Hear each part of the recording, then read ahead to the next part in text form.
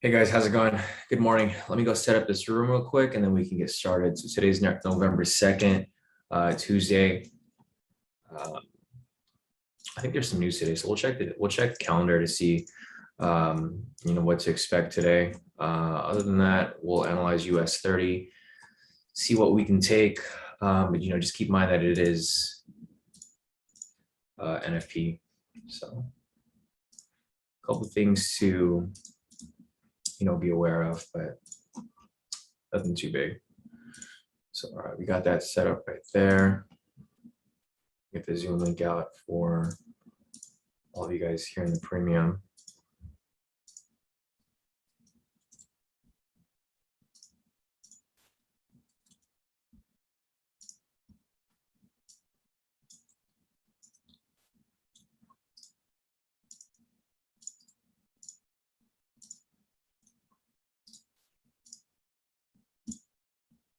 All right. Let's start letting people in.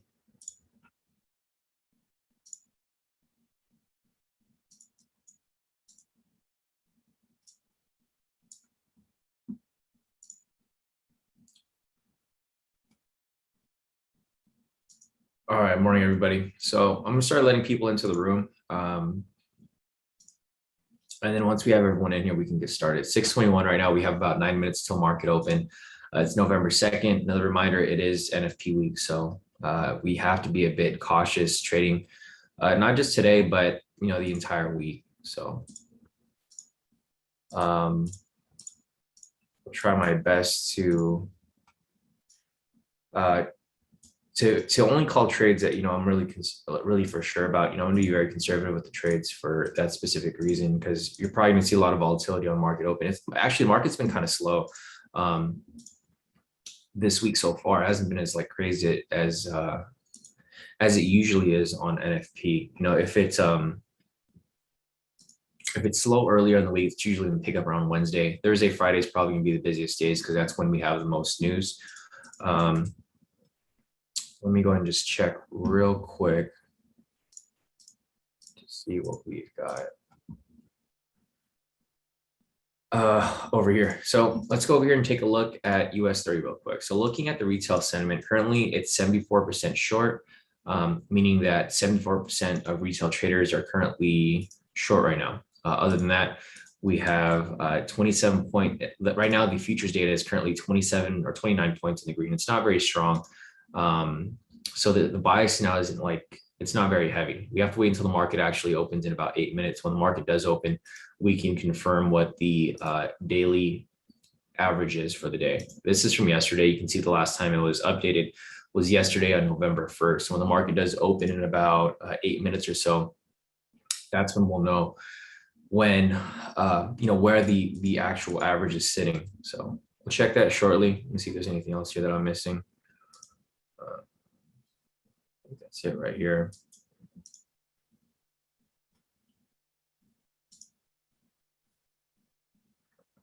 It's good right here.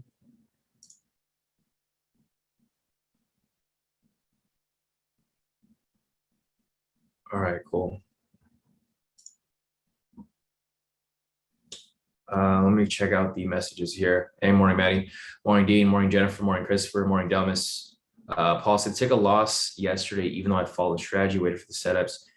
It is what it is, still in profit overall. Yeah, no, definitely, Paul. I mean, yesterday was a tricky day. I mean, you guys got to keep in mind that it is NFP week. So you're going to see a lot of unusual movements in price. You'll see price go one way and it'll spike the other. Which entry did you take, Paul? I mean, we could take a look at it if you want. We have about 7 minutes till market open. So if we can take a look at it real quick, I mean, if you can just point out which trade was it, we can take a look. I didn't really trade last night. I took one trade very late in the evening. I got out early though. I didn't even take the full move. So I could take a trade around 9 p.m. my time, which is Pacific time. And I only held on to it for about an hour and I pulled out because the market was just too choppy. I can probably even show you which one was it. Somewhere over here. Or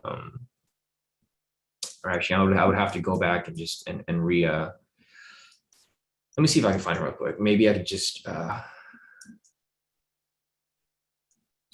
it was this one right here. Okay, so this one right here, you can see I don't have the lines right here for the high low, but you can kind of see where the low was set. So it was about 1, 2, 3, 4, 5, 6, 7, 8, 9, 10. Well over 5 candles. It was this sell right here. The spread was crazy. So the spread was super wide.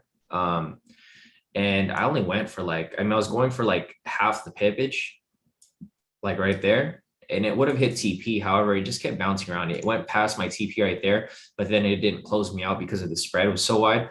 And then it pulled back right here. And then as soon as it pulled back, I just moved my stop loss even closer so that when it dropped right here, it just closed me out with, I think like 300 or 400 in profit, where it should have been 500. If it's one thing that you guys got to keep in mind is that if you guys are trading during Asia session, you guys generally would want to go for a smaller target because the spread's so wide. So you have to cover the spread and you have to, reach the same pippage that you're looking for. Also, the volatility is a lot lower. Like usually we're in this position a few or whatnot minutes or so. A minute, see? So you guys have to understand this is why we haven't released a strategy yet, because we're still working on what the TP stop loss should be, because it's not going to be the same as it is during New York session. And hopefully you guys understand that, because the sessions are totally different. It varies from New York to Asia to London. London's probably going to be where it starts to pick up. Once you get to the London, New York overlap, that's when it starts to really pick up. Asia is where it's the slowest. So, something to keep in mind. I didn't really see any trades last night though, Paul. So I'm not sure which one you took, but I didn't really see anything. I was like literally waiting on the chart for them to come up, and it seemed like none of them ever came up. So I'm not sure which one did you take, but I did see a lot of invalid entries. So we'll, maybe we can take a look at that later, or if you have it ready, we'll probably take a look at it now. Morning, Matt. Delmas says there's something wrong with the K2 sessions indicator. I don't think so. Mine works perfectly fine right here, Delmas. If you're having issues with it, then just take it off and then put it back on, and that'll fix it. Sometimes your trading view freezes, or there's issues, on your end where it just doesn't load up. You can just close it out and put it back on, and then it should be fine. So it's working on my end, so I'm not sure. Maybe it's just, an isolated issue with your screen, but if it's not working, just take it off and then put it back on. That'll fix it. Scrolling down, morning, Kenny, morning, Fahad, morning, Lisa. Okay, sure. So Paul says he's going to post it on the chat. So we'll take a look later if that becomes the case. Jennifer said, do any of the seasoned K2 traders have trading rooms to trade the strategies together? You'd have to ask the groups, Jennifer. there are other groups that trade with each other, but not necessarily. You don't want to get a group of a bunch of people that don't know what they're doing, right? So that's the problem. Like, a lot of people want to do that, but what ends up happening is you get a group of a bunch of people who say that they know they're doing, but they don't really know what they're doing.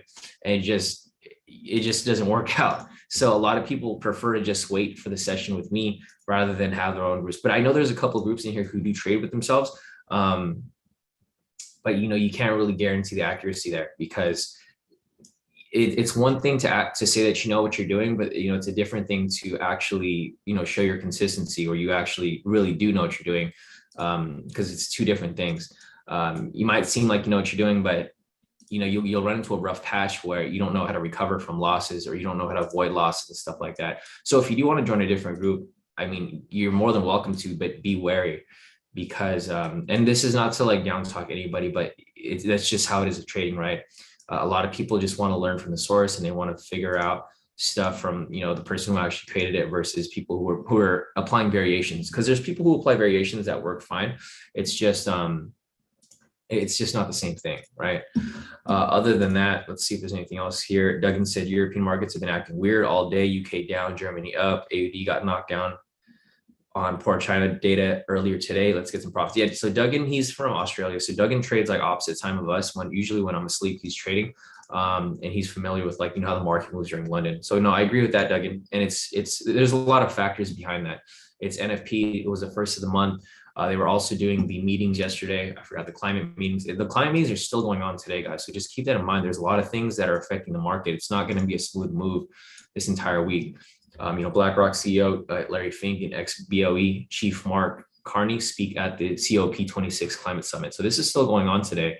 It's going to be going on for like the next couple of weeks, I believe. All right, market is opening in about a minute. So that's it for the questions right now. I'll pull this up later, and then we can look at them again once we take a break. So morning, Abraham, morning, Miles, morning, David. Morning, everybody. So, morning, Professor. Morning, Dorothy. I'm going to close the chat right now, and then I'll open it up in a little bit once we're done looking at trades. So, market is opening shortly. Let me just check this real quick. Market is opening in about 20 seconds. So, looking over here at the 1 minute, we have a bearish bias. Reason for that's because price is below the pivots. The trend meter is red. Looking at the 3 minute, it's indecisive. It's right down the middle. And lastly, looking at the 10 minutes, bullish because price is above the pivots and the trend meter is green. So looking at everything here, it's pretty much indecisive all around. Some of the 3 minute has no direction. 1 minute is like right down the middle as well. And you can see price now start to spike up. So market is now currently open. Let's check the fundamentals to see where price is currently sitting. Let's refresh this, refresh it one more time. It's 30 points in the green, so it's not very strong, but it is in the green, so just keep that in mind. Looking over here at the actual stock index, I'll refresh this. It's mostly green, so it looks bullish right now, but it's not very strong, right? Looking at this right here, it's only 30 points in the green, which is not that much. Looking at retail sentiment, retail traders are currently short right now, so we're still looking for buy. For the most part, we have a bullish bias. However, it's not very strong. And reason for that is because it's only up 25 points. If we want this to be strong, we want it to be up at least 100 points so that things are pushing in that direction. Looking at the actual stock index, it's mostly green, but they're not very strong, right? They kind of balance each other out. United Health is green, 2 points, Travelers 1 point, Microsoft 1 point, McDonald's 1 point, Goldman Sachs is now negative 2 points. So as you can see, these are starting to cancel out the green stocks, and it's only up 35 points. However, it is bullish right here. So in order for us to get a bullish buy for the breakout, we need a buy signal to close above here, and we need a strong green candle, meaning a green candle with little to no wick on the top side. You can see how price is kind of whipsawing through here. So you guys want to be careful. You guys don't want to get caught on the wrong side of the market. It's not a strong bullish bias. It's a bullish bias, but it's not very strong. As you can see, it's only up to 30 points, and it's bouncing between 20 and 30 points. So until it reaches a higher number, that's when the bias will get stronger. However, you can see prices just whipsawing back and forth. And I'm sure a lot of you guys have noticed I haven't really been taking the breakouts lately. And the reason for that's because of this market, right? It's really hard to take these breakouts when there's no clear direction that's been set. So what I'm going to do here is I'm going to mark up the times, 6:30 to 8. This is my live session. And then you guys can see the patterns of how price moves between these time periods. So 6:30 to 8. And then 9 to 10, and then 10 to 12. This is generally where you guys can see the patterns of how price moves.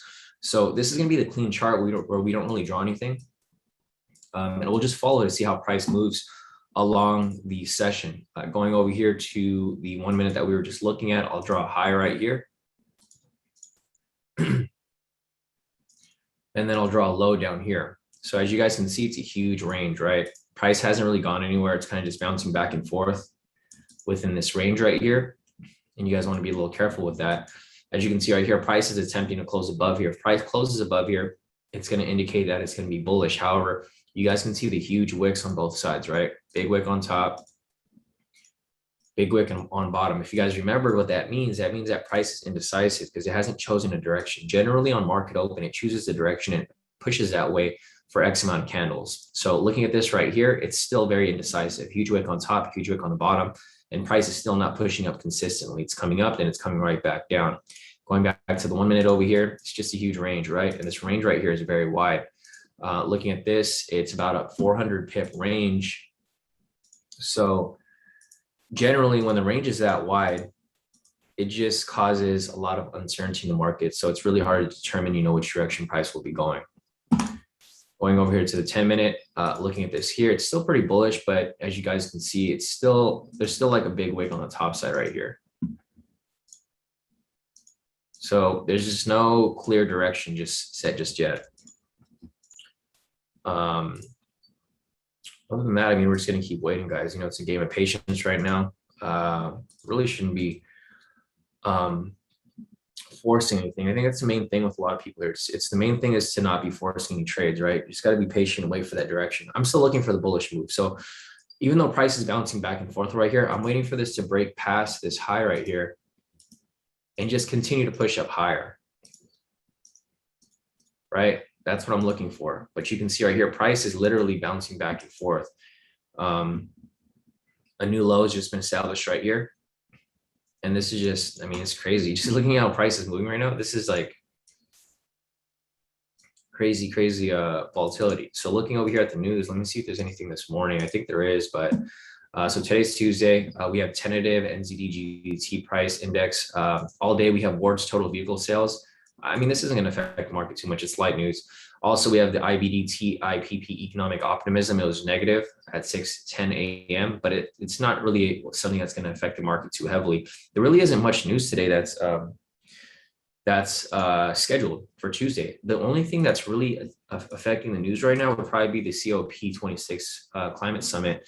So, and also, I mean, you know, the stocks here, S&P, it says S&P hovers near a record ahead Fed decision. So the Fed decision is coming up shortly. And other than that, I mean, there's not that many stocks here that are in S&P, but, you know, they do mirror US 30. So we'll just have to wait and see what happens there. Obviously, you can see prices kind of just bouncing back and forth. There's no clear direction. The range just got even wider. So now the range is currently a 620 pip range. So that's a huge range. You definitely don't want to be trading around that period because, or like around that area, because the thing is most of our strategies here, our stop loss is only about 300 pips. So if you're going to enter here on the 1 minute and say it reverses on you suddenly, you're going to get stopped out or you're going to be in some heavy drawdown because you have to survive that move. So if you guys do decide to trade, I recommend using a smaller lot size right now or just wait, just be patient. You know, you guys got to remember that you don't have to trade every single trade. You know, it's really about patience, waiting for the perfect entry and then taking it when it does appear. So what I'm going to do here is I'm going to put up the strategy. So the first strategy right here is going to be the 1 minute pivot scalp. There's obviously no entry here for that. There was technically one right here for a buy, but we wouldn't have taken that because I was right on open. Looking over here is the high-low strategy using the new indicator. Going over here, we have the 3 minute daily, which we're still testing. It's not one that's official yet, so we're going to keep testing that. I'll put a line here at 6:30 so we know exactly when market opened. And then again, right here, the 3 minute pivot scalp. So we got that. Over here is going to be the snipe entry. We'll see if there's any zones around this area. Yeah, there's a couple zones right here actually. So let me draw some zones real quick. We have one right there. We've got another one right here. We've got one more right here. Another one right there. And another one right there. So that's all that we really need right now. We just need the nearby zones.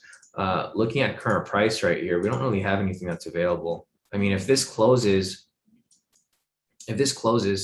like this, then we technically have a buy snipe right there. But, you know, obviously I'm not going to take the trade because like I mentioned, I'm going to wait for the market to smoothen out first because it's still just ranging back and forth within these two zones right here. Looking over here at the clean chart, you kind of see that price is going lower, right? So we might have a bearish bias for this session. So you can kind of see already prices going down. However, this doesn't necessarily mean it's going to keep coming down. This might be a fake out where it comes down and they lure in more sellers. As soon as there's enough sellers in them, they spike price right back up. So that's something to keep in mind. This is why I like having a clean chart right here so that you guys can kind of see where price is going. So I have this marked up from 6:30 to 8. This is usually a time where I trade, where there's a direction. I'm not going to trade yet, but I'm going to wait for something to provide, you know, an entry for us. So there's no entries here off the 1 minute. There's no entries here off the 3 minute. There's technically no entries here off the 10 minute. If this closes with the sell signal though, there's going to be an entry here off the snipe for a sell instead of a buy. And the reason for that is because we're going to have a rejection off this point and a rejection off the pivots right there. So first requirement, rejection off the pivot. Second requirement, rejection off the K2SR zone. Third requirement, making sure that these pivots don't touch the candle body. If this blue pivot right here doesn't touch the body, it's fine. Lastly, confirm the direction momentum right here. If the sell signal closes, then we're going to have an entry for a sell. However, we don't have that yet. Looking over here at the daily, I'll just move this over here. So the daily is going to be right there. As you guys can see, this is the daily from yesterday that we didn't take. This is just one that we marked up. It hit TP1 and then it shot all the way back up, right?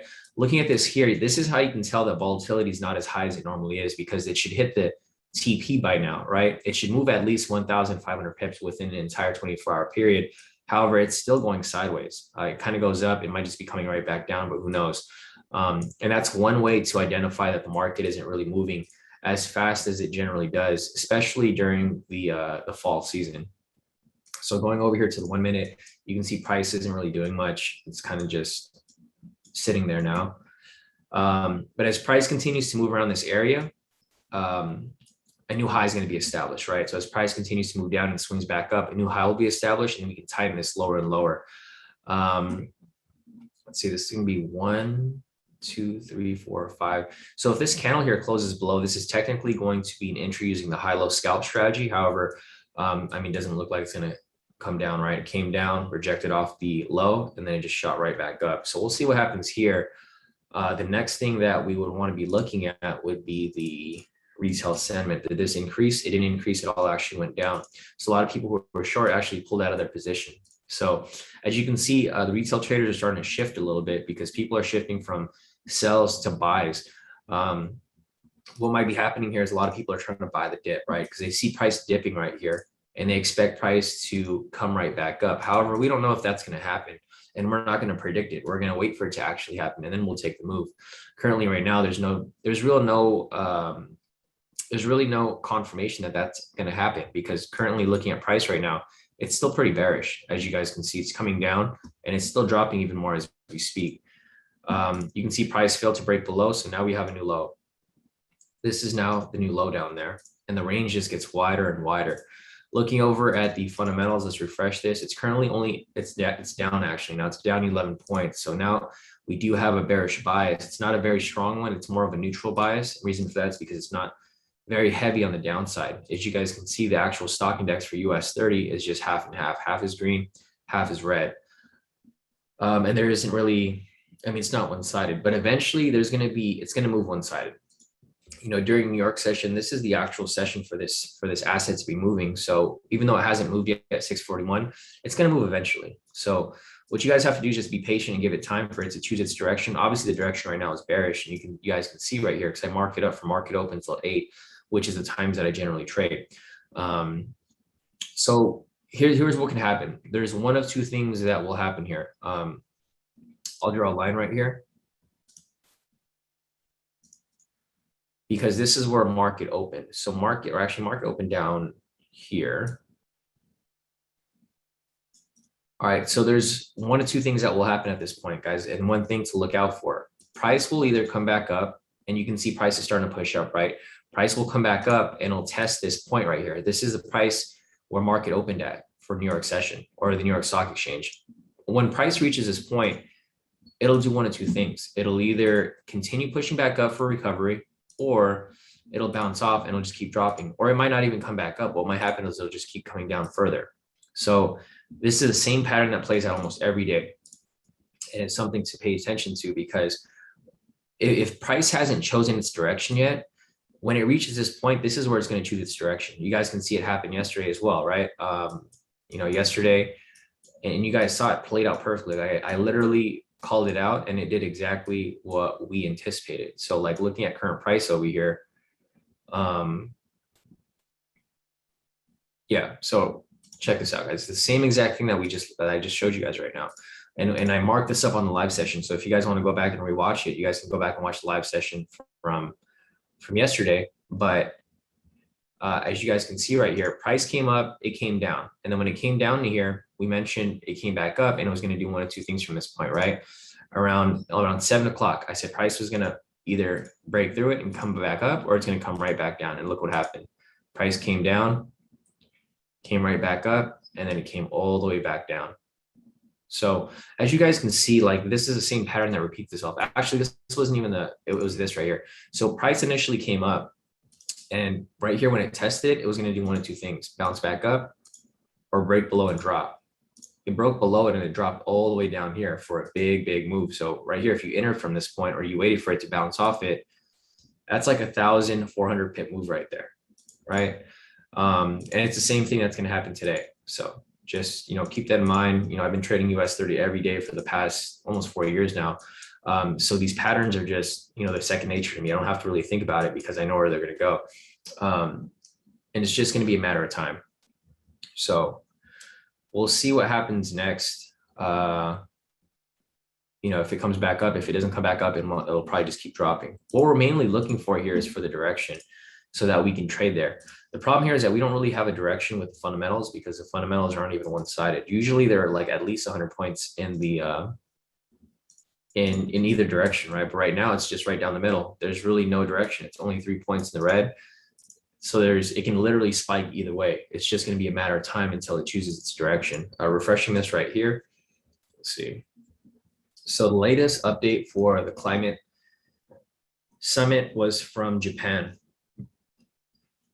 So that's pretty much it. There's nothing here. It looks like Mark Carney and Larry Fink spoke about an hour ago.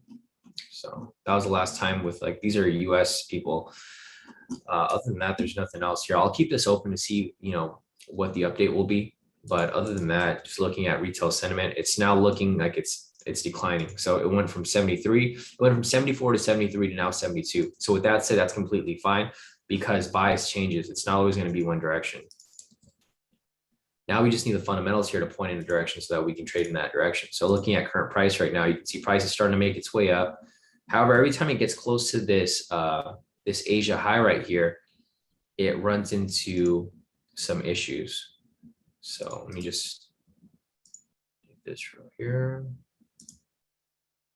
And you guys can see here that this is the Asia high. So every time price reaches this point, this is another point to look out for because price was attempting to swing above it, but every time it gets close to it, it just comes right back down. So, all right, here we go with the range. Range is now dropped down a bit. This is the new high. So as you guys can see, the range is kind of tighter now, which is a good thing because this gives us more opportunity to look for trades. So nothing on the 1 minute, nothing on the 3 minute yet. Still nothing here on the 10 minute. And here with the daily, there's no entry available, but it's still pushing in one direction. So, it's just a matter of patience. So as you guys can see, price is starting to make its way back up.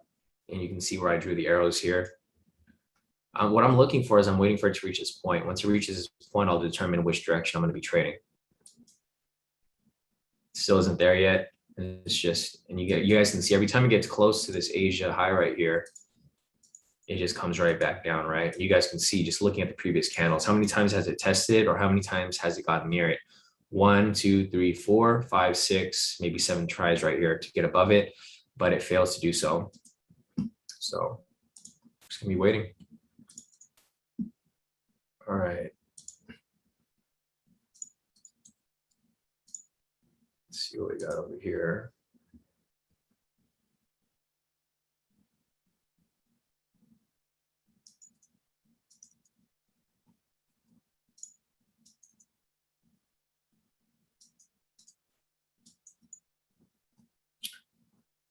All right, I'm just waiting over here for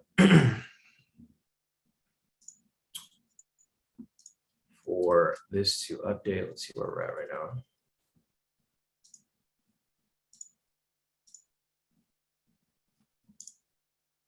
Man, this market kind of sucks today. I was hoping the market was going to be a lot smoother, but it isn't. It's kind of just going sideways. And this isn't necessarily, I wouldn't say that this is unusual because it's always like this during NFP. Usually market is kind of slow Monday, Tuesday, and then it starts to pick up Wednesday. Thursday, Friday is when it gets really volatile. And the reason for that is because there's a lot more news events. There's no news events today. That's why it's kind of slow and it hasn't really chosen its direction. The good thing about news events is that even though it makes it risky, it pushes price one direction. Today, there's no news for US.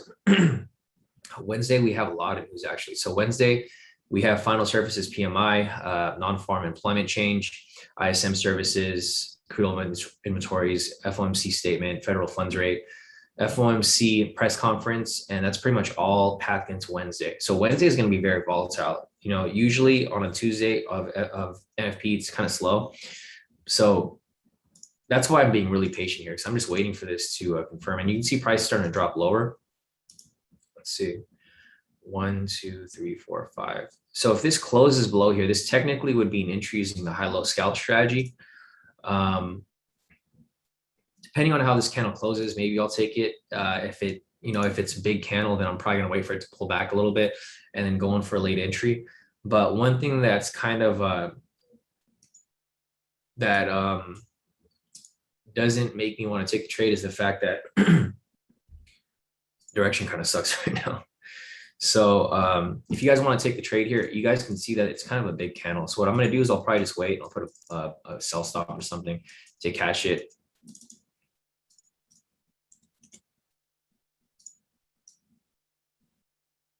Damn, this thing moved too fast. Missed the entire move. So you guys can see that it literally dumped right after we had no time to enter that trade. Within like the first few seconds, it dumped and it hit TP. So, I mean, if you were watching it, you probably caught it or you could have caught it, but it just dumped too heavy. I can't even catch the move. It's too late already at this point. Yeah, I guess we gotta wait for the next one. I mean, we were waiting, like I was literally waiting for it. You guys saw, like I was waiting for it to close, and I was like, oh, if it closes below here, I'll take the sell. As soon as like the candle closed, it dumped all the way down, went past TP, and now it's pulled back. So I'm just gonna wait for the next one. That sucks. What a waste. But yeah, that's NFP week, guys. You're gonna see a lot of these weird spikes in price. I'm not gonna make it a late entry because it technically would have hit already. And I'm sure a lot of you guys saw that.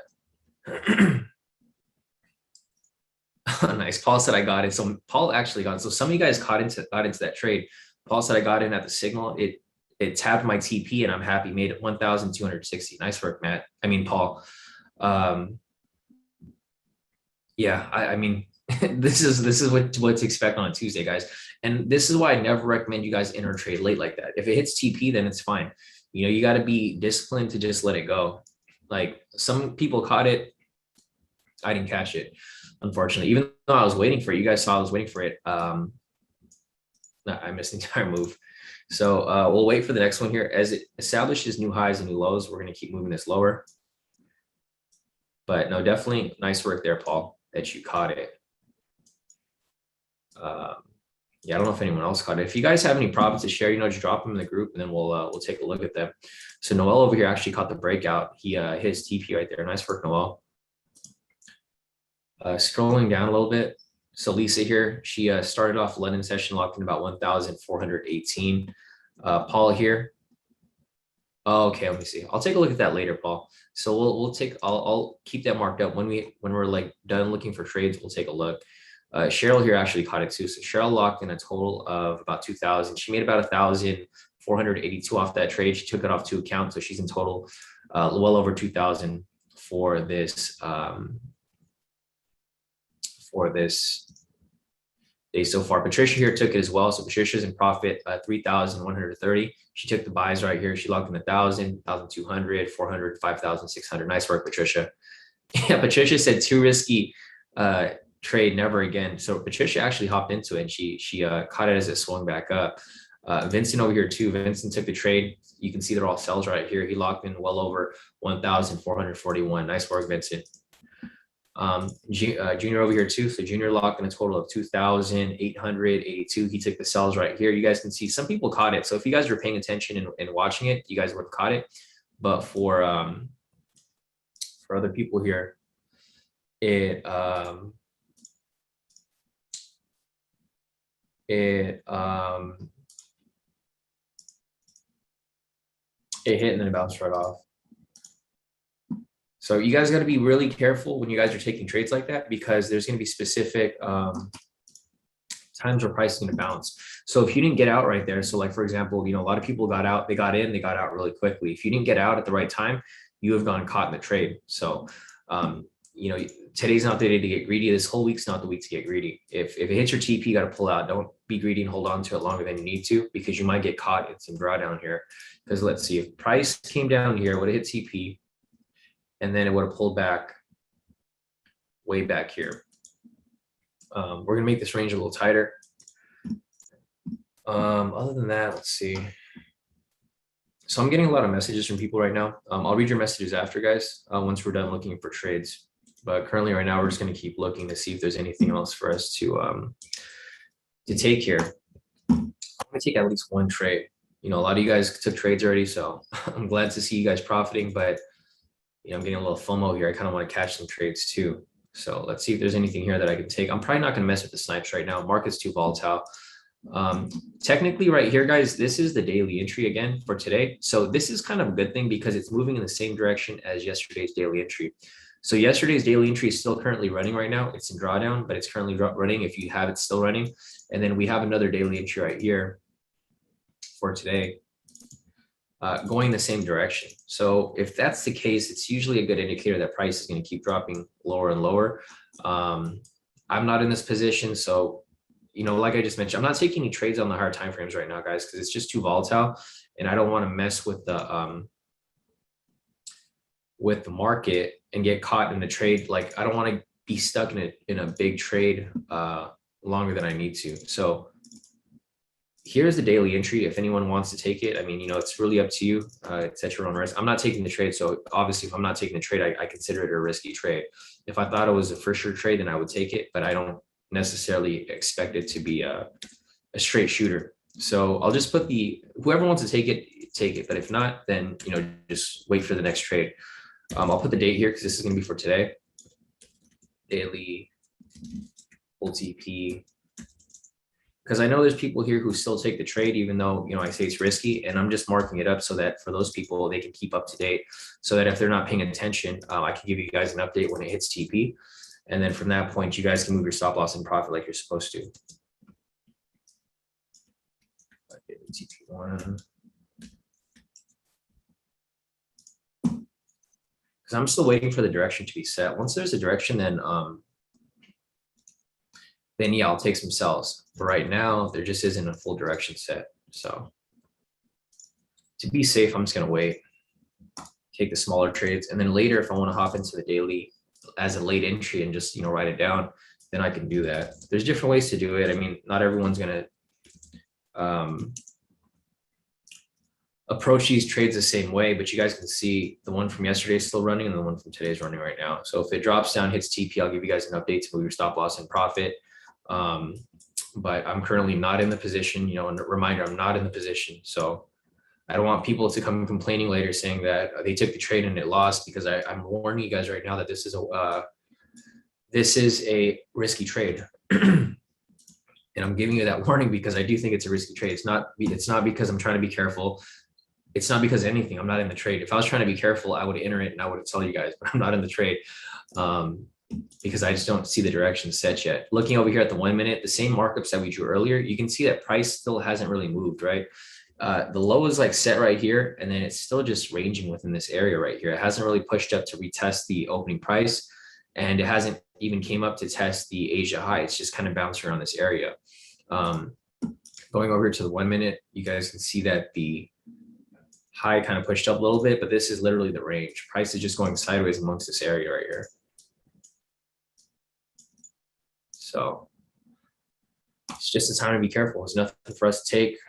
There's no bias. I mean, this is the worst part. The worst part is when there's no bias. Generally, there should be a bias, especially during New York session, because this is the busiest time for this specific asset. This is the London-New York crossover where they overlap. So this is the overlap between London and New York. This is supposed to be the busiest time of trading, but as you guys can see, there's not really much going on. It's kind of just going sideways. Going over to the retail sentiment, it's currently 71% short. So you can see a lot of people are shifting to the long side, and that's okay. If that becomes the case, price will probably continue to keep dropping. So there's just no bias. There's no real bias for the fundamentals. The bias for the retail sentiment is obviously bullish, but well, bullish for us, bearish for the retail traders. But it's lessening. It's not as heavy as it was prior. So generally with this here, I like this when it's like higher, when it's like 75, 78, 80%. That's like perfect because that makes it so much easier to trade opposite of them. However, right now it's just right down the middle, 70%. It's not too heavy. Plus the fundamentals here aren't really helping us at all either. All right, back to the charts. Nothing here yet. Nothing here off the 3 minute, nothing off the 1 minute. It's 7 o'clock right now. Hopefully we get some movement. between now and 7:30. Because usually once it gets around 7:30, I usually stop trading around that time. That's where I answer questions, and the market starts to act a little funky. So you can see prices now finally pushing above, right? It finally came up, tested this Asia high that we've been waiting for. Let's see if it breaks above it and continues to push up to the opening price. So we've got about 20 seconds left on this candle.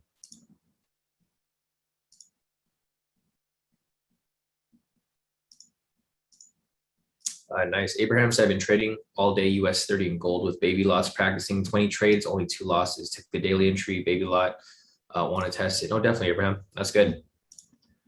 All right, so you can see price came up, tested the Asia high, bounced right back below, and now it's coming for another test. There we go. It's tested again, and another rejection off the Asia high. All right, so what I'm gonna do right now is I'll go down the Zoom chat. I'll see what's going on with everybody. I think some people had issues with the K2 sessions indicator. It looks like half the people had issues and half the people fixed it. So yeah, guys, try to remove the indicator and put it back on,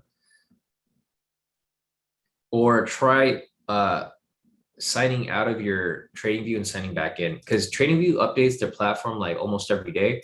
So sometimes you'll get issues where your platform doesn't update. So usually it's fixed by logging out and logging back in, or closing out the platform, reopening it. But other than that, it looks like majority of people here kind of had it figured out.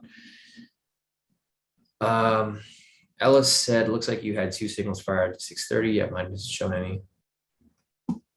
Ellis, let me check real quick.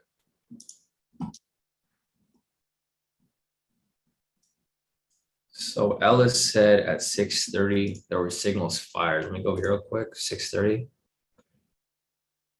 I don't have anything at 6:30 right here, Ellis. I have one at 6:32, but nothing at 6:30. So let's see. Unless you're talking about these two right here, this one and this one. Your message came at 6:41. So I don't know if you're talking about this valid one, this invalid one, or if there's one at 6:30, because I don't have one right here. Let's see. Okay, gotcha. So Ellis, yeah. So Ellis said he was having issues earlier. He closed his TradingView and reopened it, and now it works. Yeah, guys. So if you guys are having issues with TradingView, just close out of the program and reopen it. That'll usually fix it, because I know that they're consistently updating the platform. So you're going to keep running into issues. I mean, and whenever you do, just refresh the app, and then that will usually fix it for you guys. So, okay, cool. Yeah, Miriam said, refreshing TradingView helped me fix the problem with my K2 indicators. Yeah, so that's usually going to be the issues there. Delma said, removing it and adding it again worked for me. So that should, yeah, that should be the fix for you guys. All right, so here's US 30. It's finally breaking past the Asia high right here. It's coming back to retest that area, right? It's doing exactly what we anticipated. We knew this was going to happen, and it happened. It was just a matter of time.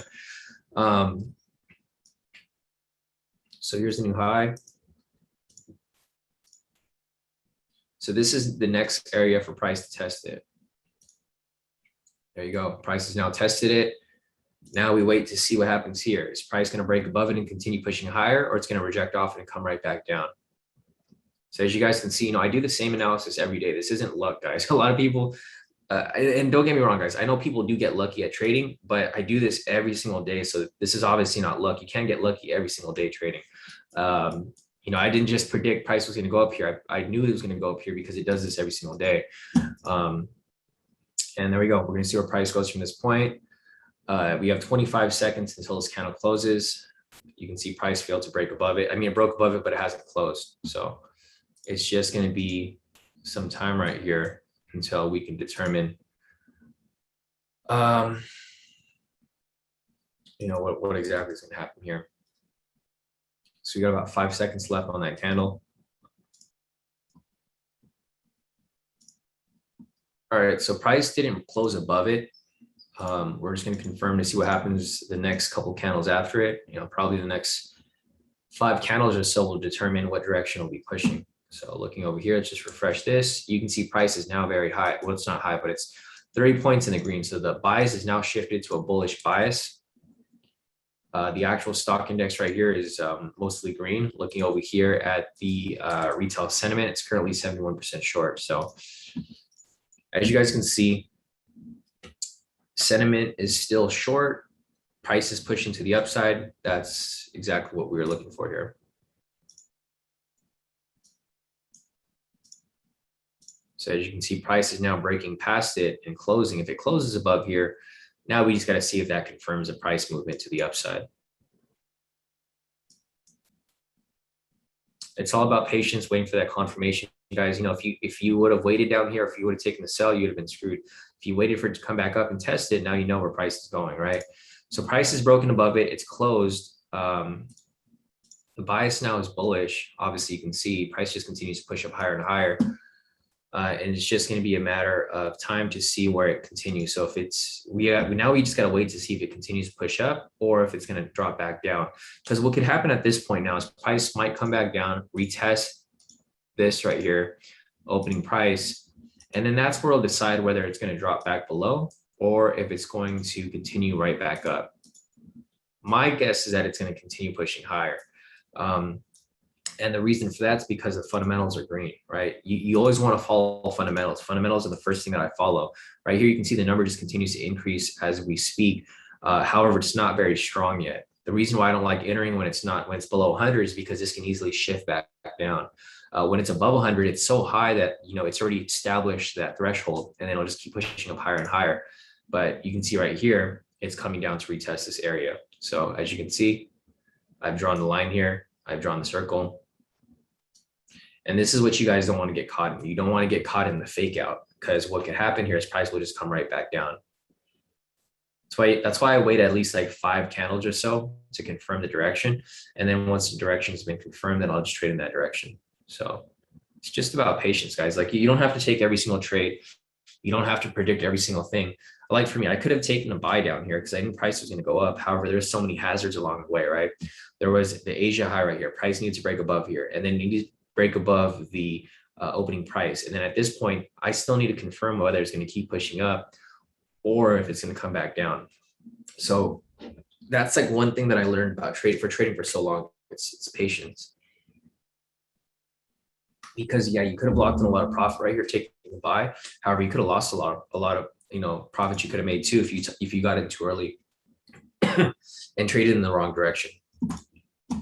So price broke above here. I'm basically waiting for 5 candles. So this is 1, 2, 3. There's 3 candles right here. You can see price did exactly what we kind of anticipated, right? Price came down, retested the opening price, and then now it's kind of just bouncing around this area until it chooses this direction. So yeah, guys, it's just a matter of waiting at this point. All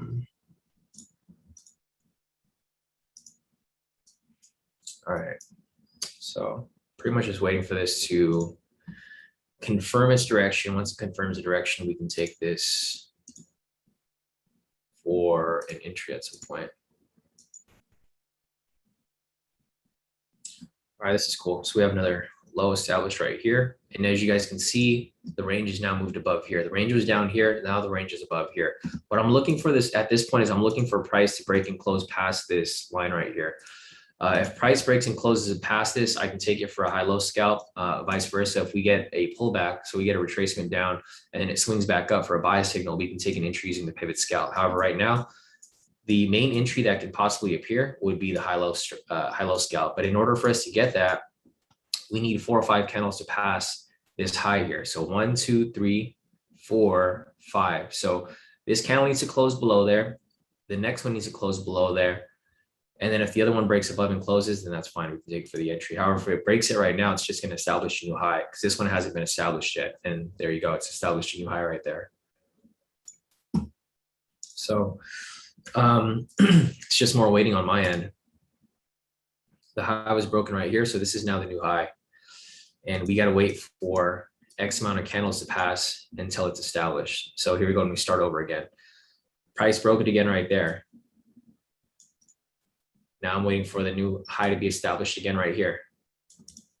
Now I gotta wait for 4 candles. If it keeps pushing up higher and higher, we just gotta wait. It's just, I'm waiting for that perfect entry, guys, because I don't like losing trades. If you guys have been with K2 for a while, that's why we have such a high win rate, because I'm very patient. I'm conservative. I'm waiting for that perfect entry. I mean, obviously I can take a lot of trades here and make a lot more profit, but I can also lose a lot more profit if I get greedy. And that's a problem with a lot of traders, right? A lot of people get greedy, they revenge trade, they over leverage, they gamble. For me, I don't do any of that. I wait for the perfect entry. When I see it, I take it. Currently right now, I don't see it. We're just waiting. But you can see that our bias now is bullish, right? Because price broke above it, came back for the retest, and just continued to push up higher. So at least now we have some sort of direction to be trading in. This doesn't guarantee it's going to push up though. So you guys got to keep in mind that is NFP. There's also the climate, whatever climate summit going on. So if they say something here that'll affect the market, push price down, then that can easily push price the other way. Like right now, we have the US officials here, or not really US officials, but Larry Fink. He warns of capital market arbitrage if public companies act on climate alone. So this is going to affect the market, obviously, right? Also, BlackRock. If you guys aren't familiar with BlackRock, Google BlackRock or just Google these names. You guys will see exactly why what they're saying affects the market, because they're such big players in the market. They control a lot of the stuff that goes on in the market. So, if you guys never heard of BlackRock, Google BlackRock. If you never heard of Larry Fink, Google Larry Fink, and you'll understand why things that they say can easily affect the market. Refreshing this right here, 52 points in the green, 32 points. And as you guys can see, there's no guaranteed direction set just yet. And that's why I'm being patient, because there's no obvious entry that's available yet. And this is cool. I mean, this is fine. This is what I was waiting for anyways, because now if we get an opposite signal to the opposite direction and we get a swing back to the upside, we can take an entry using the pivot scalp, vice versa. If that happens and price swings back up above here, then we might have a confirmation of double entries using both strategies here. So it's just it's just a cat and mouse game. It's just going back and forth. Kenny said Biden delivers remarks at accelerating net zero innovation climate event at the climate summit. So I guess Biden speak. Well, yeah, Biden was supposed to speak today too, because he's at the summit. So he spoke yesterday. If you guys remember, when Biden spoke yesterday, price kind of dumped a little bit. So I don't know. We might want to keep an eye on that if and when he starts speaking. He's probably going to speak around 8 o'clock my time. So like maybe in an hour or 2 hours, because yesterday he spoke, I think around that time, same time, around 8 or 9. And then when he spoke, I pulled out of the market. I made some profit yesterday, but as soon as he started speaking, I just pulled out of the market because I didn't want to get caught in, whatever Biden says, which, heavily affects the market, obviously. All right, so we have the opposite. We have the pullback signal right here. What we're looking for is a valid buy signal, or for price to break and close above here. So this is the high. We need to establish 4 or 5 candles past it. This is 1, 2, 3, 4, 5. Once price passes this area here, we can wait for it to close above here. And if it does, we can take that for a buy. I'm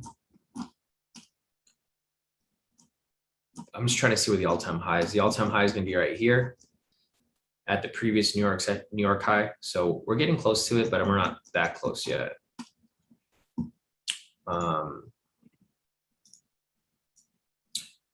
Yeah, so you can see price just keeps coming back and forth. It's not moving very smoothly at all. So what I'm going to do here is I'm going to take this off because you guys already understand what we drew here. And I just want to show you guys what it looks like. So you guys can see the choppiness right here, right? It goes down, it comes up, and then now it's just ranging around this area. And the thing is, it's ranging where price originally opened, right? So price was right here. Obviously, price dumped, and it came back to where it originally was. This is where price opened today for the New York Stock Exchange. Now price is just going sideways around this area. So it's just a back and forth game today. There's no clear direction. I mean, obviously you guys can see right here, there's no clear direction, right? It's not pushing down heavily. It's not pushing up heavily. It's just going sideways, which is the worst type of market to trade in because you don't want to trade on the wrong direction, or you don't want to get caught in the wrong direction entering the trade later. So yeah, I mean, I'm still waiting. Unfortunately, I was really hoping I was going to catch at least one trade with you guys here, but it is what it is. I'm not going to risk losing a trade just to squeeze one in there. If I see something good, I'll take it. If not, then, the waiting game continues. Doug said, give President Biden the microphone. Let's see this drop 500 points. Exactly right. B said, took the daily on a small lot size. You think I should hold it personally? Honestly, I don't know yet, B, because the thing with price right now is that we were looking for it to be bullish, but it's come right back down, and it's now just ranging within this area. So technically, it could come back down. Also, Biden's going to speak in a little bit. So you guys know what happens when Biden speaks. Whenever Biden speaks, price just dumps. So you might be okay. I don't want to tell you to take it out because I don't want you to take it out and then it comes right back down as soon as Biden speaks, because that's probably what could happen. But I also don't want to tell you to hold it because I don't know if price is going to continue coming back down.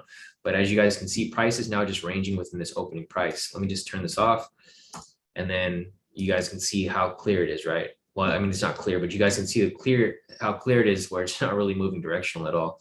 For the people who are new here, generally we're looking for price to move smoothly between 630 and 8 because that's usually where we trade.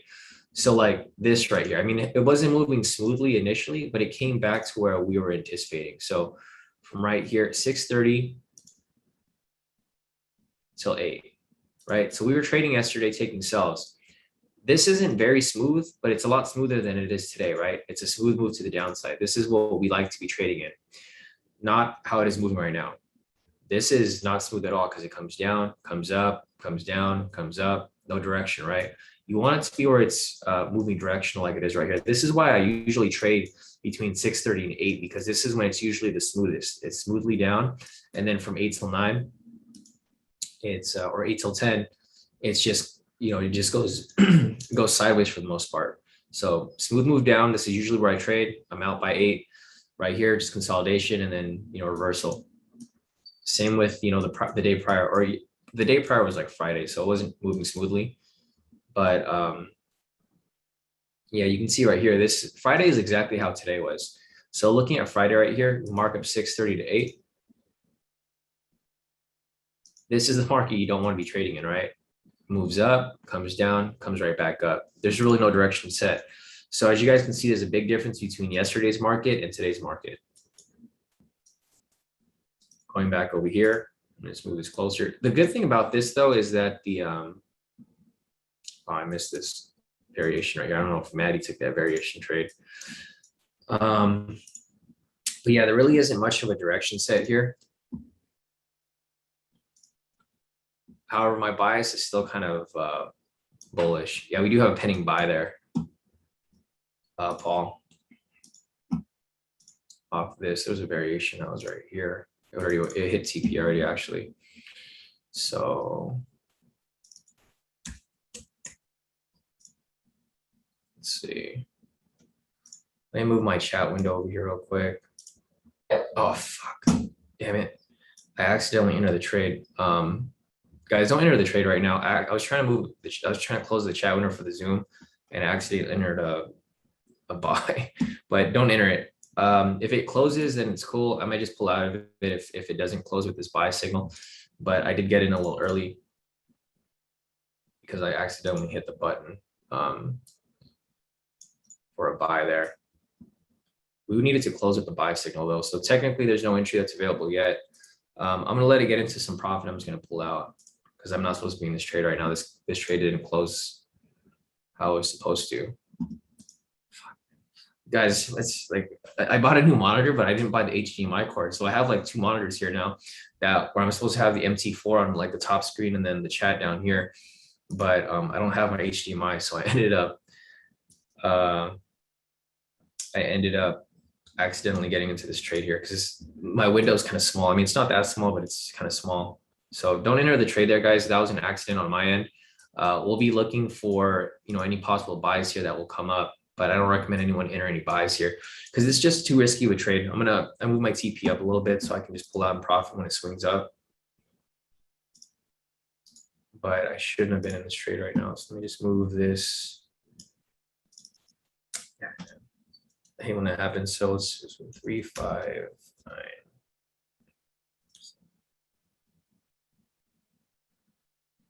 Holy 5-8. All right. So I just moved my TP like really close to the entry point, so I can just pull out. But don't get into that trade, guys. That was an accident on my end.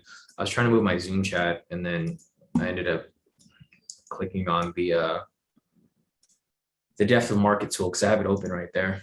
So there's no entry available here yet, guys. I accidentally entered a trade for a buy, which I was supposed to. But I'm just gonna I'm gonna pull out of it as soon as it swings up.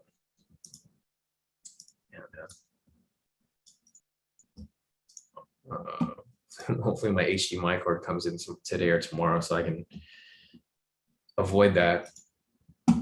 But there's no entry that's available there. What we were looking for there is we were waiting for the buy signal to close, and then when it closed, it would be an entry using the pivot scalp strategy. However, it didn't close there. I mean, we might get one later. If this happens, if this closes with the buy signal here, then we're going to have a pivot scalp strategy, which is perfectly fine. That's kind of what we're waiting for here anyways. We're also looking for price to break and close past this. So there's two pending entries that could come up, a pending entry regarding a buy signal, and then another pending entry if price closes above here. Since we'll have, let's see, 1, 2, 3, 4. We just need 2 candles to close below this line, and then it'll be fine. Let's see.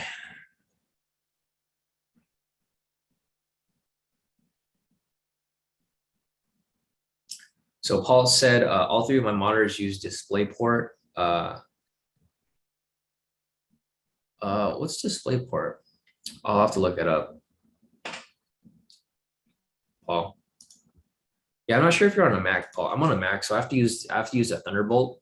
So unfortunately, I can't use. I have HDMI cords. I have like a ton of them, but I can't use them on mine because I have a Mac. So like they require that I use this. What's called the Thunderbolt. Unfortunately.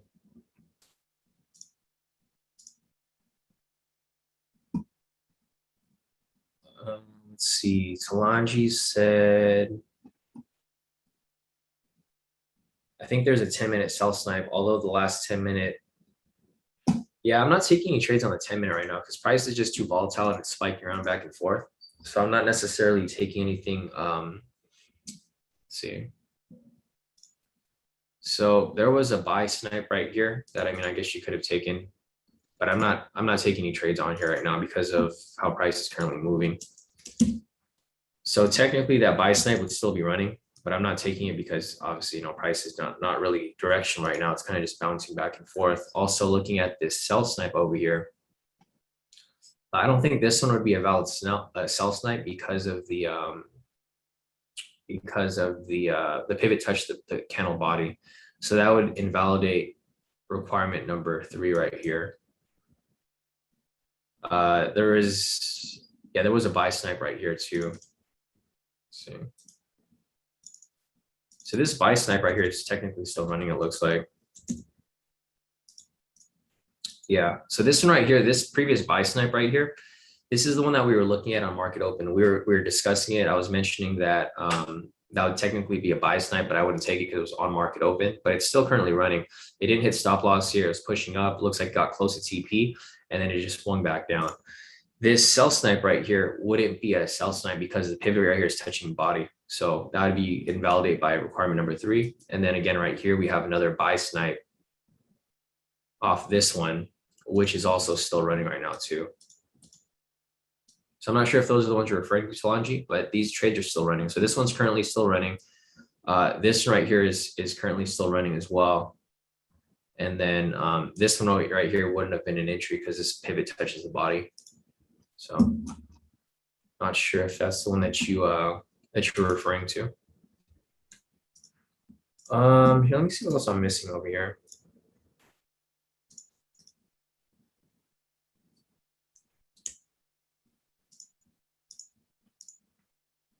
Other than that, let's see. Paul sent his monitors in the chat.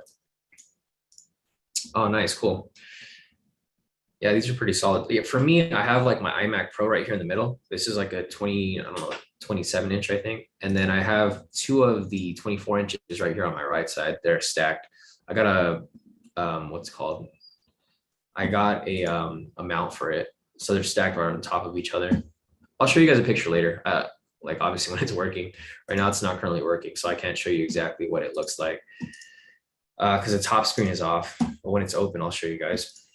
Other than that, here, let me scroll up and answer questions. It's almost 7:30, so I mean it's getting close to the period where I'm not really looking for any more trades. So what I'll do now is I'll be looking for I'll be answering questions, and then from there we can discuss any problems or anything that you guys have issues with. But yeah, currently looking at this right now, there's no entry that's available. There's no pivot scalp because in order for there to be a pivot scalp, we need a valid buy entry, a valid buy signal. So if we get a valid buy signal, it would qualify as a pivot scalp. Second, in order for us to get a high-low entry price, we need to close above this line right here. So there's just no entries that are available right now. Currently,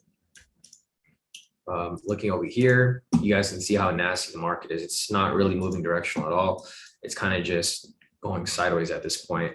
So price came down, came up, and then now it's coming back down, and it's probably going to bounce off the Asia high right here and possibly just swing back up. But there's obviously no direction set. Refresh this right here. Nothing off the stock index. It's kind of just flat. There's not really too much of a direction. Looking at the daily average, 20 points in the green. This is really low compared to what we're normally used to, right?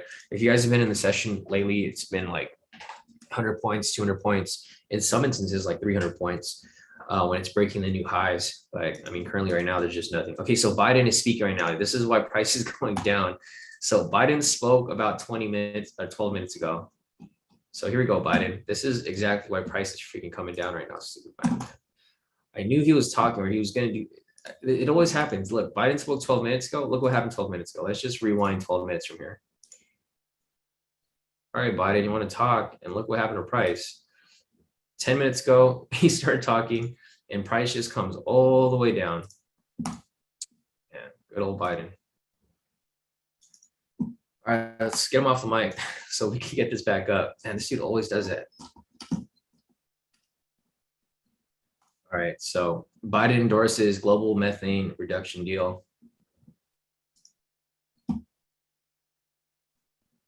right, hopefully he's done talking now so price can go back up. But man, this dude always, it's like, it never fails. Whenever he talks, price goes down. It doesn't matter if he says something good or says anything bad. It's like people just sell off because they don't want to deal with Biden. And I'm not being political at all, guys. You know, I really don't care about politics. It's just whenever Biden talks, he just has to screw up price one way or another.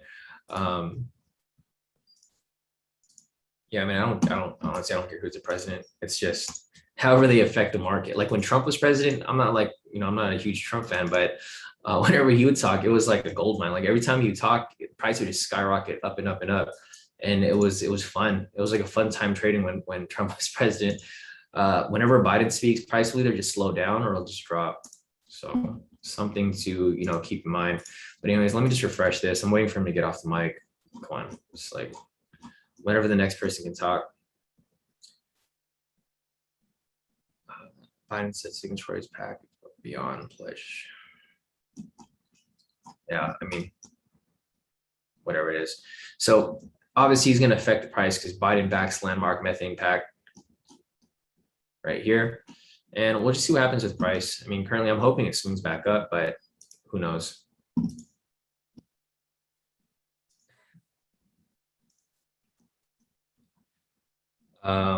All right, let's see.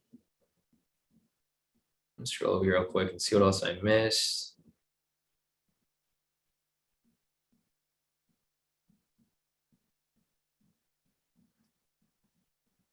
Yeah, so Solange is going back to the 10-minute that he was talking about. Solange said, I was talking about the candle after the red momentum signal candle you were looking at, but I guess the green candle for a sell snipe would be risky.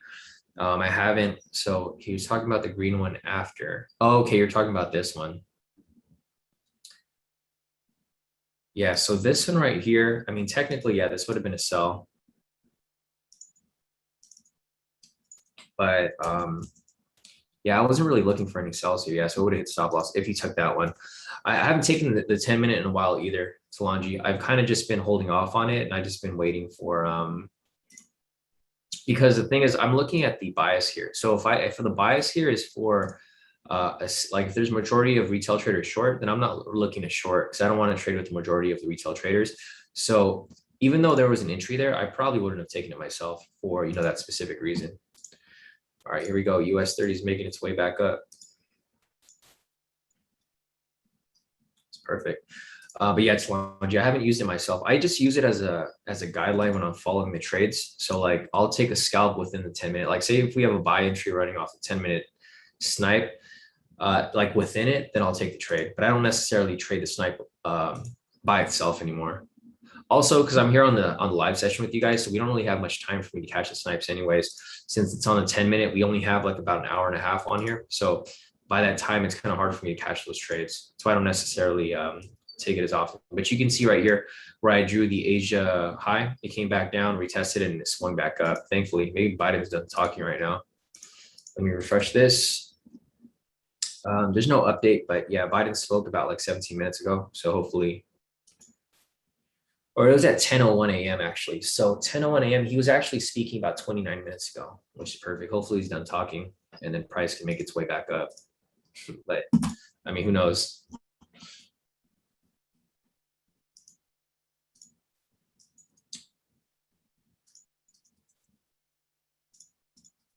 Let's see this.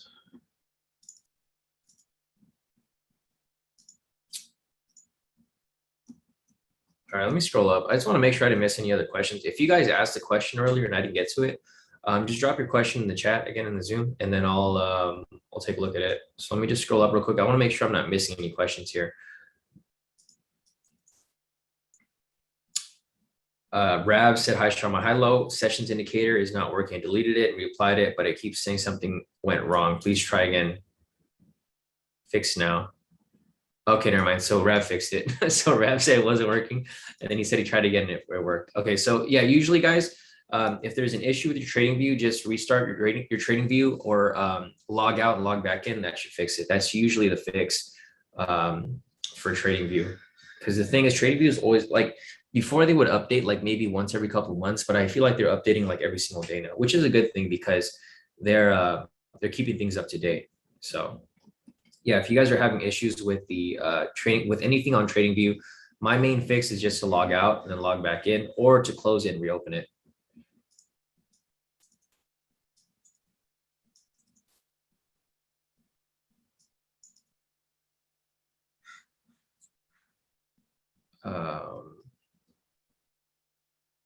All right, other than that, let me scroll over here real quick. All right, so it looks like everyone fixed the indicator already. Scrolling lower, I think I answered everyone's questions for the most part. Let me just scroll down to what is recent.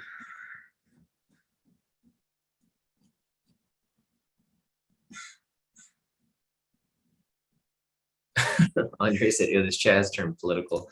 Yeah, no, I mean, I'm not political at all, guys. So I personally don't have an opinion with politics. I'm kind of just whatever makes you money, right? I don't care who's president. I don't care whatever. Like the only thing that I don't like about Biden is that he creates a lot of uncertainty in the market. The thing with Trump before is that he would push price one direction. Like he would say so many good things about the US and price would just go up. Or he would say some bad things and price would go down. But with Biden, it's so unpredictable because he'll say one thing, but price will never like follow in that direction. He'll say something good and price will just stay flat, or he'll say something horrible, like not even that bad, and price will just dump like crazy. So, I mean, yeah, I'm not political at all. I just like it when they make the market move smoother. So other than that, let's see. The other question from Professor said, are you planning on mentoring session? It's not ready yet, Professor. So it's not ready yet. I mean, obviously, we're still trying to figure out the TP stop loss. So I was trying to get it out by this week, but we just got to keep testing it. As you guys continue to play around with the new indicator and you guys try the strategy out, if you guys have any input, just let me know. Like if you guys find out a sweet spot for the TP stop loss, then just put it in the chat. And then if everyone else agrees with it, I could back test it, or we can all back test it or forward test it. I don't really back test very much. I just forward test. If it works well, then we'll use that as our TP stop loss. Currently, right now, I'm just using the same one that we use for the pivot scalp, the 100 to 300. But obviously, if we could find something that's better, that'd be good as well. I know some people have been experimenting. They said that I think 100 and 150 works well, but I think it might be a little too tight in some instances, especially during New York session where the volatility is just too high. So, well, it's just, it's going to take some time for us to figure that out. But that's the main thing. Everything else here is pretty much solid. The only difference is figuring out the TP stop loss for that specific strategy. Let's see. Fahad said 1 minute pending. Yeah, no, definitely. There's a 1 minute pending right here. So if this closes, this would qualify as a valid entry using the 1 minute pivot scalp. And I'm hoping it does close because I need to get out of this trade that I accidentally entered earlier. Yeah, I'm still holding on to it. I'm just waiting for it to provide an entry so I can get out. But yeah, no entry available yet. It's still moving sideways right here. Check the fundamentals real quick to see where everything's pushing. It's bullish. That looks good. Looking at retail sentiment, it's currently 72% short. That's good too, because we want it to be short so that we can trade long. Updating CNBC right now. So just a few moments ago, BlackRock's Fink says that greening the world is a balancing act. So everyone's just kind of for turning everything green. But yeah, hopefully whatever he says will push price up. But yeah, there's no entry available yet. There was a pending one, but it didn't close. In order for us to get an entry there, we need price to close above. And then you guys can see that price is starting to get tighter, right? So the highs are getting smaller and the lows are getting higher. So this is good because now it's squeezing. As it continues to squeeze, it's basically charging for a breakout, hopefully a breakout to the upside. Other than that, let me see if there's anything else missing. Delma said I've been going with 25 pips. I think you might mean 25 points. Delma's 25 pips is kind of too tight. So because the things, the spread sometimes is like 30 pips. So you need, some like for example, right here, the spread right now on currency.com is 30 pips. So I think you're talking about 25 points, which is equivalent to 250 pips. Because you would need to cover the it's all right, Delmas. I kind of figured that you meant that. I just don't want other people in the group to get confused. But yeah, no, Delmas is using 250 pips, which is 25 points, and that's pretty solid too. So it's a little bit tighter than what we currently have, which is fine. We kind of want a tighter stop loss anyways, just to avoid, as much risk as possible. But yeah, it's just going to be a bit of some experimenting to figure it out. But yeah, 25 points sounds like it'd be good, Delmas. All right, Jason, Sisuk, you're definitely a ringmaster. All right, guys. So I think that's it for the questions right now. If you guys have any other questions, feel free to drop them in the chat. Otherwise, we will continue on with this here. If this closes above here, this would be an entry for both the pivot scalp and for the high-low scalp. So we'll see what happens here. Let me just put this. So guys, if you guys want to take the trade, you guys just got to be ready because this is probably going to move really, really quickly. We got about 10 seconds left, hoping it closes above it. It'd be nice to have that buy signal, but if it doesn't, it would still technically, come on, man. Really, it got so close. Like it didn't close above it, but it closed like right below it. So there's no entry here off the high-low scalp. However, we do have this pushing up higher. This is gonna be the new high right here. Let's see. All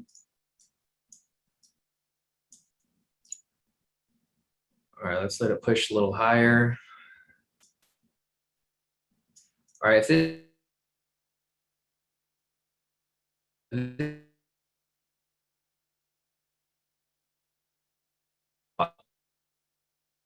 you want to enter that for a pick, what I would force for price to maybe pull down a little and then swing back up. If you guys want to take it, go ahead and take it. It's just, from my experience, I find it to be a bit risky because it's kind of a bigger candle compared to the other ones right here. It's not that big. It's like 100 pips. Thank God it pulled me out from that position that I took earlier on accident. Over here, it finally pulled me on profit. I got like a little bit out of it. I got 300 bucks off of it. All right, so here's the pivot scalp strategy. I mean, it's probably gonna hit TP. So if you guys didn't get into it, it's probably too late. Let's see. I'm not in the position, so I mean, it's up to you guys if you guys are in it. Looks like it might have hit TP already. I'm just glad that I got pulled out of that position from earlier that I accidentally got entered into. I'm not in this position, guys. So, I mean, if you guys aren't in it, don't enter it now. It's just too late for you guys to enter it. Looks like it probably would have hit TP, or it's probably going to break right through it again right here. But it's, man, what a relief. I wasn't really upset, but I was kind of just bummed that I accidentally entered the buy earlier over here. And I was literally just waiting for it to push up so I can pull out. So I made about 300 bucks off that trade. Not a lot, but it's better than having a loss. So it is what it is. I mean, this market sucks. Today sucks, but that's just, that's the game that we play. There we go. And price is going to push right back up. So if you guys enter this trade earlier for this 1 minute pivot scalp, it already hit TP. I would recommend moving your stop loss in profit or just close out already, because this is just too risky of a move here. I'm not in it, so I have no personal gain in this position here. I'm happy that I pulled out of my position earlier. I'll give you guys a screenshot of my trade. I was holding on to that for like so long. Thankfully, it closed me out. So I didn't really make too much today, guys. I made like about 500. Well, I mean, in total, okay. So if you put all my profits together, I made like about 1,000, which is, it's okay, but it's not like what I'm used to, or what you guys are used to seeing. And in some instances like that, it's better to just be safe than sorry, right? All right, so these are the trades I took. And I'll give you guys a little update with this right here, obviously, because this is an entry using this specific strategy here. All right, guys. So whoever caught it, congrats to you guys. If you guys want to share your profits, go ahead and share them.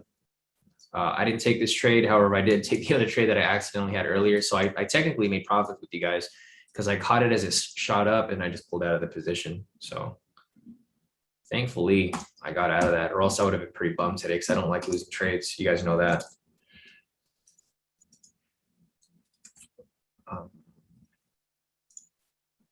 So here's an update for you guys. If you guys have profits to send them over. Otherwise,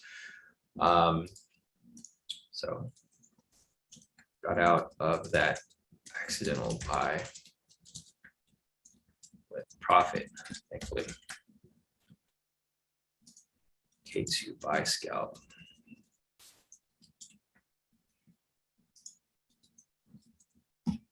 So those are my profits for dates. I mean, I wouldn't say it's sad profits because there's still profits.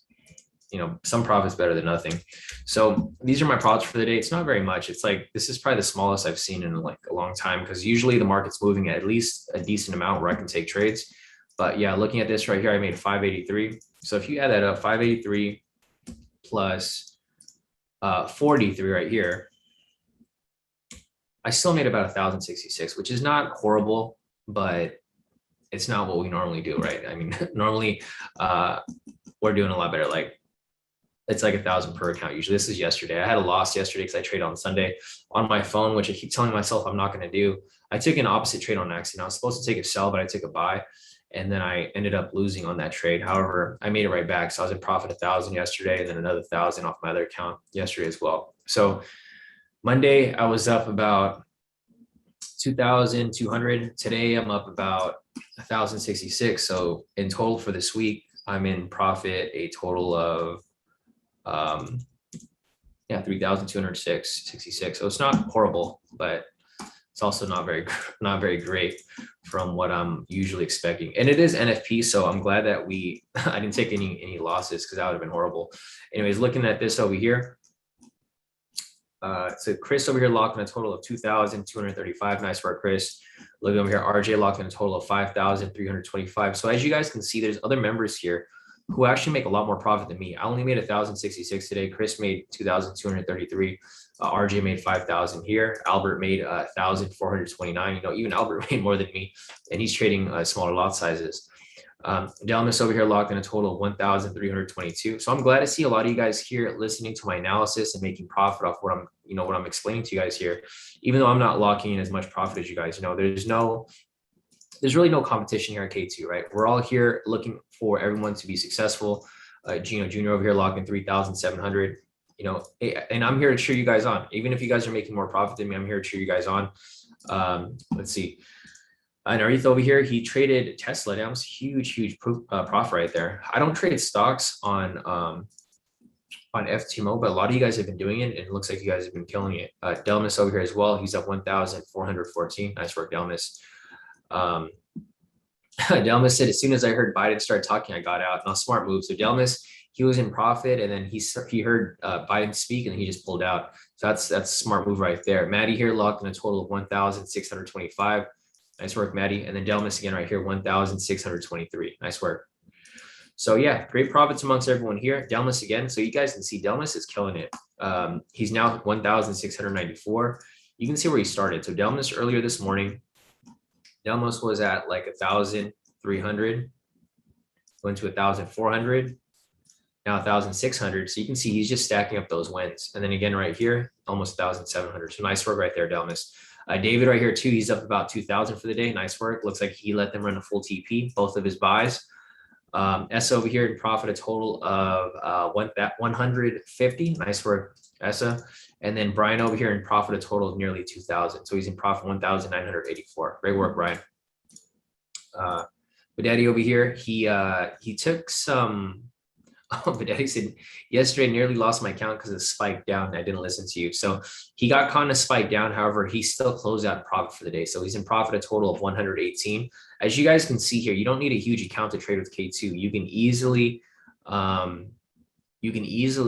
profit, whether you have a big account or a small account. Vincent over here as well. Vincent said I was in that position with you, almost lost 3.5K with it, and he held on to it just like I did. Made a profit of 1,742 for the day. Nice work, Vincent. Great recovery on there. Maddie over here as well, 1,625 for the day. Maddie said done for the day. Today's weird. I agree.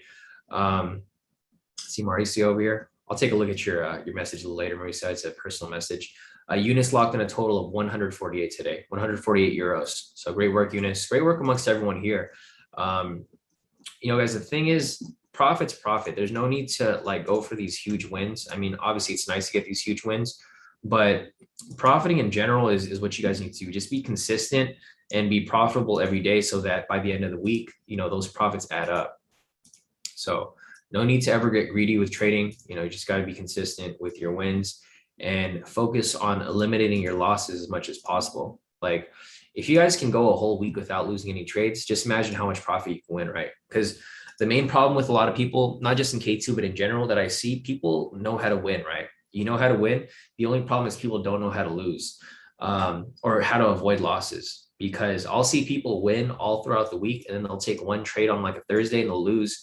And then they'll revenge trade the rest of the week and they'll lose all the profits they made from Monday to Thursday. What I try to teach you guys here is risk management, right? Managing risk properly and managing your trade psychology properly. So for me, if I ever lose a trade, I call it a day. I don't trade at all because I'm not used to trading and I don't like losing trades. So if you guys looked at my results, for the entire, or if you look at everyone, not just me, but looking at everyone's results here, look at Vapid over here, right? All wins, right?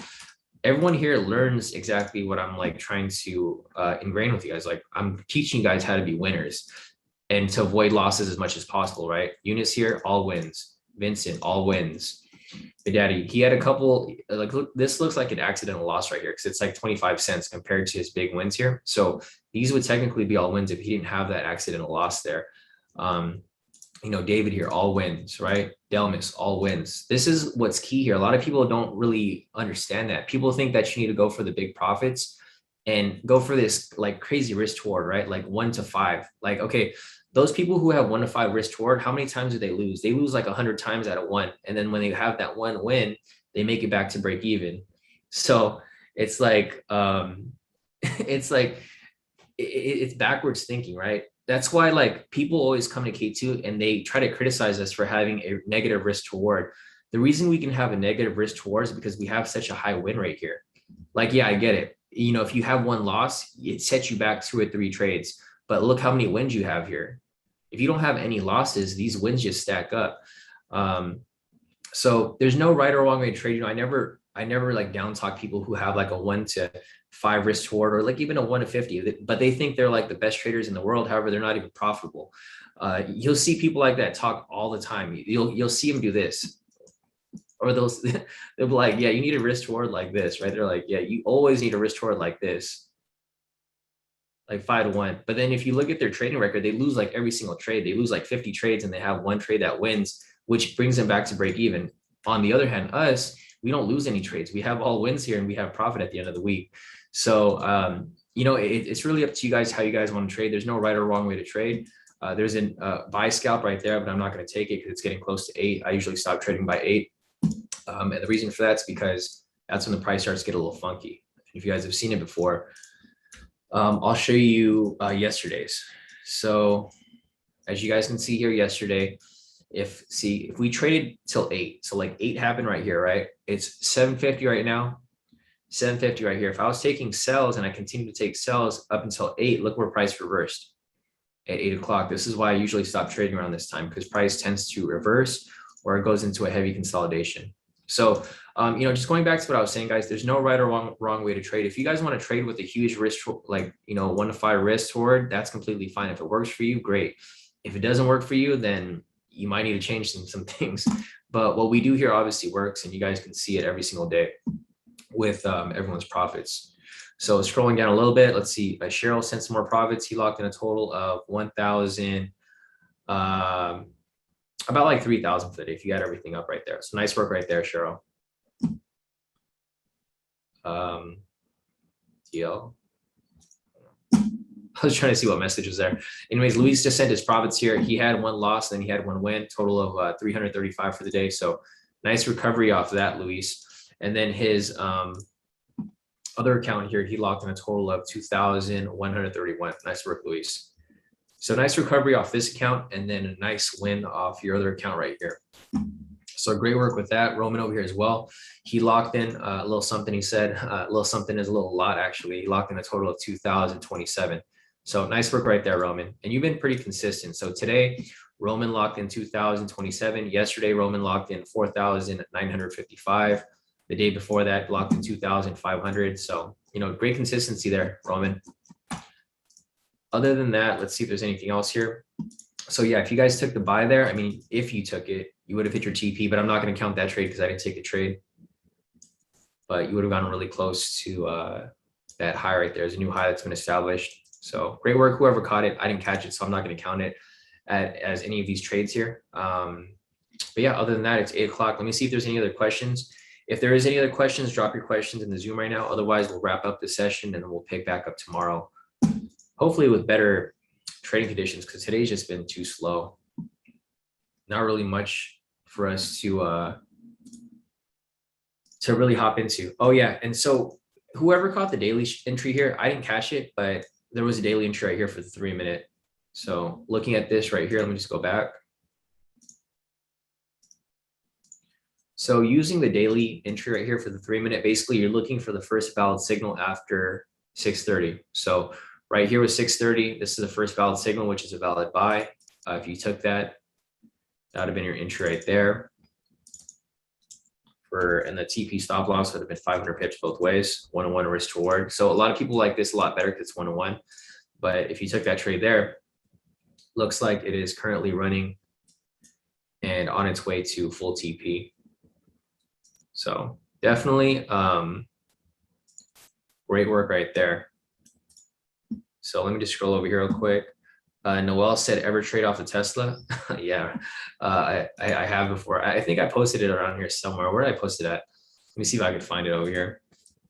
Yeah, so before, when I was traveling a lot, when I was on the road a lot, I would actually trade in my car, because I don't know if you guys have like been in a Tesla before, but you can actually pull up TradingView on there. It was like last summer because I was always traveling between here and San Diego. So like, I think it was like last July. It was like during COVID because there was like no cars on the street. But I don't really like using the autopilot feature because it's just Yeah, like I think it was like I can't even copy it over. I was trying to pull up the message here.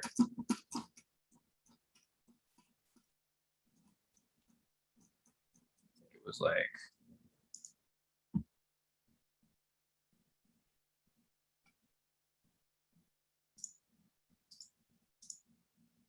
yeah, so this was like me. I'm like, because I have like full self-driving on my Tesla, I have a Model X, and like it's like me not using my hands, and I'm have trading view open right there. Because we used to trade US 30, we'd take the daily entry like every day. So I'd have to be on the chart to like 9. Usually I'm only on to like 8 now. But before I was on the chart to like 9. So I would have to get on, I'd be on the road by then. And then I would just I'd pretty much just trade. And I remember, you guys remember this day. We made like a ton of profit on this day. I was like trading in my car before I got to the gym. We had like full TP off US 30 right there. And I'm sure a lot of you guys remember that, because you made a hunt, like, because we used to take big lot sizes and we would go for a whole like 1,500 pip move. And, obviously I had trading view right here on my car. And then we made like a ton of profit off that. I think that was last September, actually. It's a while back. Yeah, other than that, let me see if there's any other questions here. I just want to make sure that we answer all the questions here before I log off. So let me scroll down a little bit. I just saw your message, Maddie. Maddie said, man, market is BSing today, 100%, especially because it's NFP. Dorothy said, hi, Shawn, you use the word risky a lot. What are the trades that are less risky, and what are the parameters for the less risky trades? So Dorothy, I don't know if you watched the last mentoring session. There's a whole checklist there. So if you go back and watch the last mentoring session, it's explained in detail what's risky and what isn't. I'm not sure if you've been listening to my analysis throughout the day, because I explain exactly why it's risky or not. The reason why it's risky is because we're trading opposite of the fundamentals, right? We generally want to trade in the direction of the fundamentals. Today, there was no direction for the fundamentals. We usually want it to be above 100 points or below 100 points, right? It's been like at 0 to like 20 points all throughout the day. So there's no bias there. What makes a trade risky is when there's no confluences, right? The more confluences, the better the trade. There's no confluences today. There was nothing here for fundamentals. There's nothing here for the futures data. There's nothing here for the index. This is just right down the middle. There's no bias, whether it's bullish or bearish.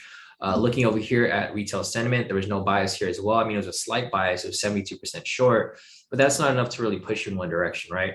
So, yeah, Dorothy, I'm not sure if you're new here or you haven't watched the other ones, but if you listen to what I say during live sessions, there's main things, right? The main thing I look at are fundamentals. If there's no bias there, there's no confluence with regard to the fundamentals.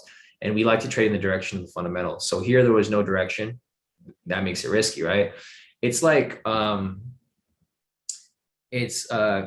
don't know, is Shawn here? I don't think he's here. I'll give that little there's an analogy that I thought of a while back. I know that Shawn will like it. So I'll go over that analogy another time, but I'll give you guys a little gist of it. It's like you being at a barbecue, right? You're at a barbecue and you got this annoying little nephew and he's playing with a little gas, right? For the barbecue, and you're grilling and you have to flip the food. So the more confluences you have, the less likely you're going to get burnt. And the less confluences you have, the likeliness you'll get burnt. So I'll go over that analogy later. It's just very specific, and Dijon likes talking about cookouts. So and barbecue. So I'll give you guys that analogy maybe at the next mentoring session, because it's going to take a while, but it's kind of like using that. You don't have to use that specific analogy, but basically you got to make a move that's risky. You want to have more cards on your side rather than not. We don't have cards on our side today. We didn't have fundamentals. We didn't have retail sentiment. We didn't even have a specific bias for the technicals here, because everything was kind of just going back and forth, right?